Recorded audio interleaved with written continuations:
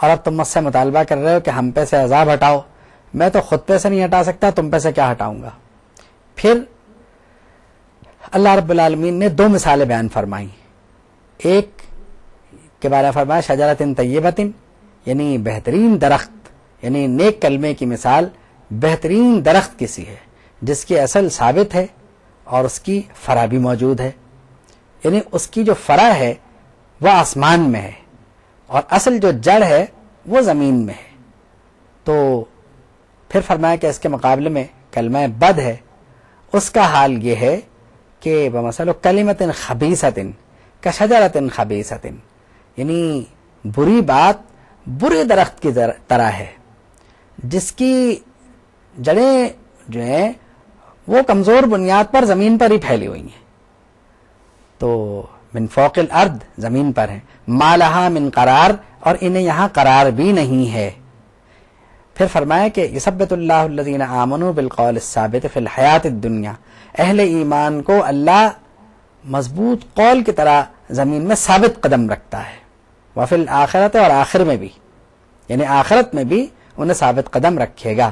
پھر فرمایا کہ ان کافروں کا کیا حال ہے کہ یہ اللہ کے نعمتوں کو تبدیل کرتے رہتے ہیں. پھر نیک بندوں کے لیے بشارت دی گئی کہ جو نیک بندے ہیں انہیں یہ چاہیے کہ وہ اس دن کے آنے سے پہلے اس دنیا میں یعنی نیکیاں اس طرح کر لیں کہ نمازیں وہ پڑھتے ہیں, بہت اچھی بات ہے, اور ہماری راہ میں جو ہم نے دیا اس میں سے خرچ کرتے ہیں, تو اس دن سے پہلے پہلے یعنی یہ سارے اعمال جو ہے وہ کر لیں. اس کے بعد حضرت ابراہیم علیہ الصلاۃ والسلام کی دعا ہے.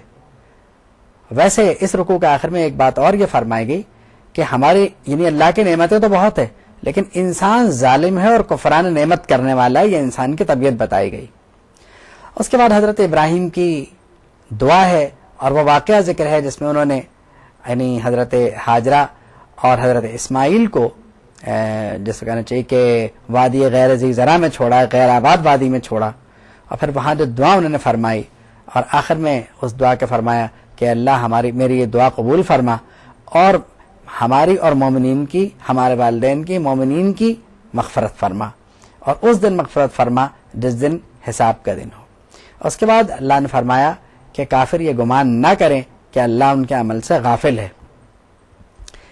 عذاب کی جلدی اللہ رب العالمین اس لیے نہیں کرتا, اور انہیں بھی نہیں کرنی چاہیے کہ جب وہ آ جائے گا تو ٹلے گا نہیں.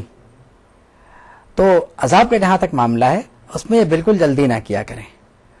اور اس کے بعد فرمایا کہ اللہ اپنے رسولوں سے کیا ہوا وعدے کے خلاف نہیں جاتا, یعنی اس وعدے کو پورا کرتا ہے, اور اللہ مجرموں سے انتقام لینے والا ہے.